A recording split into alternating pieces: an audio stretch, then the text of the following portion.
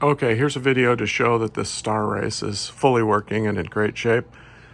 First thing you'll notice is this is not only a wide body, but it's also deeper than a standard pin by a couple inches, I think. I had it in my pinball museum and it stuck out several inches in front of the others. So it's just an enormous game, really. And the artwork is just beautiful. This is probably the most colorful pin I've got. And I have a lot. It's just beautiful. Just fully shopped, LED'd, and we tried to use mostly white LEDs because I don't like them to be too garish, but in areas where, you know, the purple plastic, we put purple LEDs under it, and the blue plastic, we put blue and green, and you know, we tried to match it. But for the most part, it's fairly traditional looking. Used black rubbers, just makes the game look a little more modern, and they stay clean longer, as some people say. Everything's working perfectly. The score displays all work perfectly. I don't know how well they show up in the video just because the shutter speed is so fast on this. They probably flicker, but in real life, they're not flickering. They look fine. But camera will plays with that. It's got a really nice attract mode with the lights kind of cycling on the playfield. All the under playfield lights are LEDs also, so they really pop.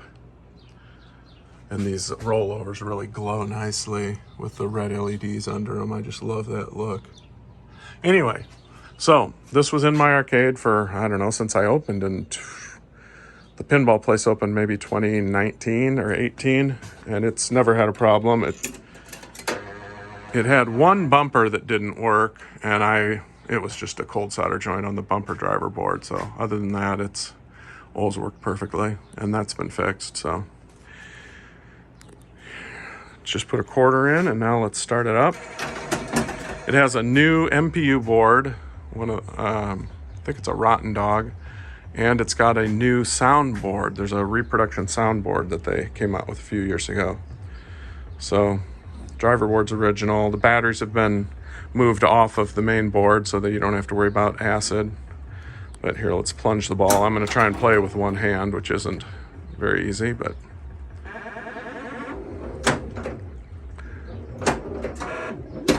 oh, it's got new drop targets on the bottom, and I've got the new drop targets for the top. I can include them, but they actually look fine and they aren't broken, so I just left them because, frankly, I was too lazy to change them.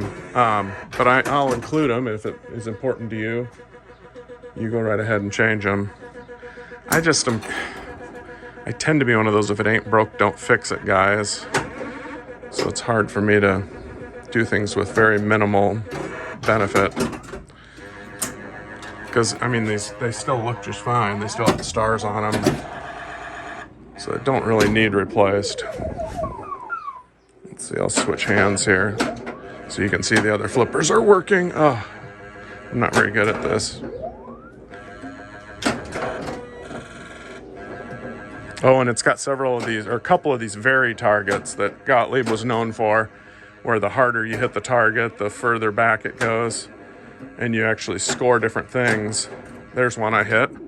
So I got the A because it only went in a little ways. If I'd gone all the way in, it would have given me the S. There, that one I just went in a little ways, and it didn't even register. Well, it is working. It just probably needs cleaned. Although I did clean it, so I don't know. These always have little quirks, but it is working. So there you go. All the coils are working, including the knocker. When you win a free game, it pops. What else? There's a little bit of flaking on the back glass, but it looks worse in the front, actually. The back doesn't look bad at all, but just the blue, you know, it's usually one color of paint that they had problems with. So you can see it's flaking there, but, you know, it doesn't look bad. It's space anyway. Your brain kind of just interprets that as being stars, so I don't think it looks bad. But if you're a perfectionist, don't buy this, or buy it and find a new back glass. But I've never seen one this clean. This is a rare game to begin with, and I don't know if you'll find one with a better back glass. I love the artwork. It's just gorgeous. I hope it doesn't sell, frankly. But I think that's about it. It's super clean inside and out. I mean, man, you should see inside this cabinet. Look at the pictures. I took pictures and put them on eBay. But I mean, this cabinet is really clean, and all the assemblies in there are clean. Not all rusty and corroded like a lot of these. What is this, a 45-year-old game? It's got the original key for the head here.